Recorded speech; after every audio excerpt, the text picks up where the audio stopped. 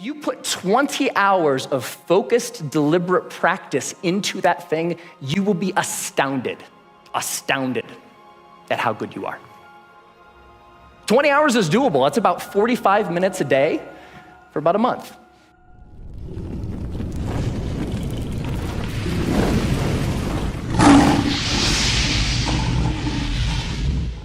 And look at what research says about how we learn and how we learn quickly.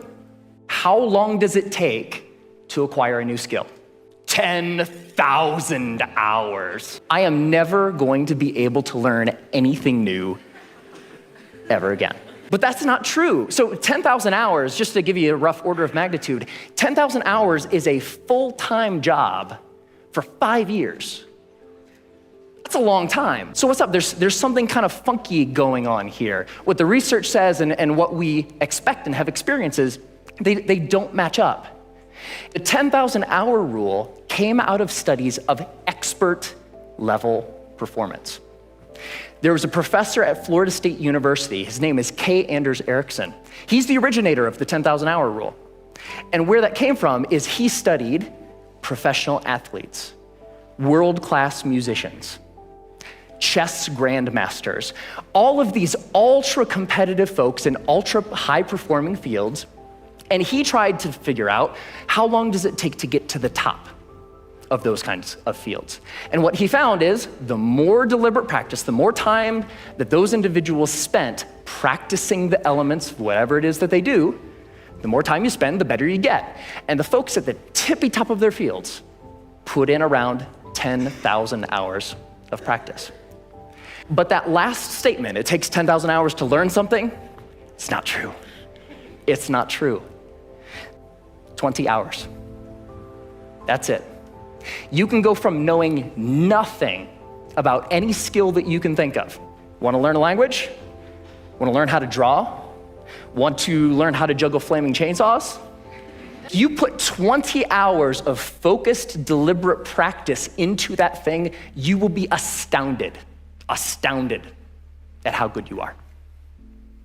20 hours is doable. That's about 45 minutes a day for about a month, even skipping a couple days here and there. 20 hours isn't that hard to accumulate. Now, there's a method to doing this, because it's not like you can just start fiddling around for about 20 hours and expect these massive improvements. There's a way to practice intelligently. There's a way to practice efficiently that will make sure that you invest those 20 hours in the most effective way that you possibly can. And here's the method. It applies to anything. The first is to deconstruct the skill.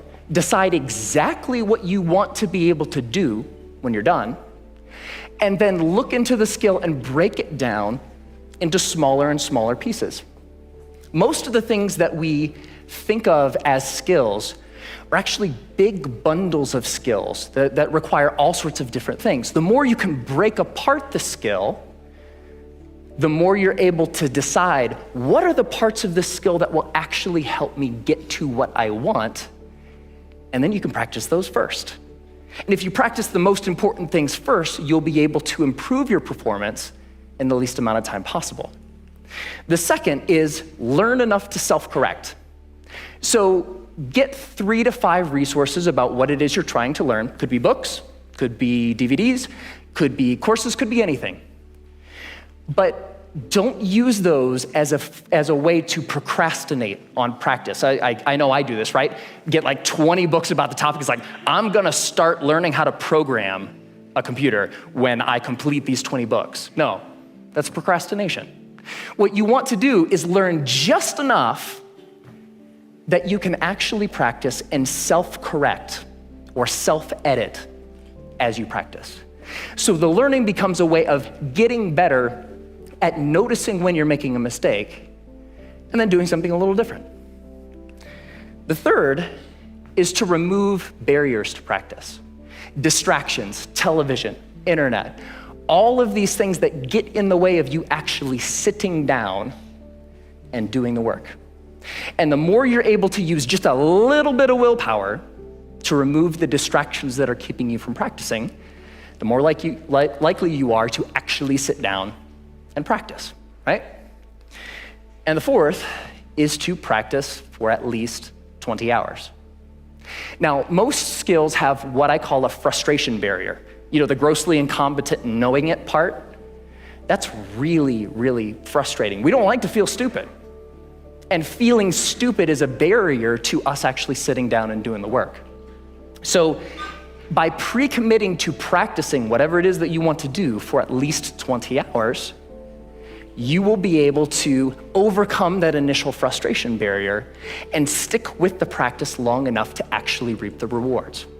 All right, that's it. It's not rocket science. 4 very simple steps that you can use to learn anything.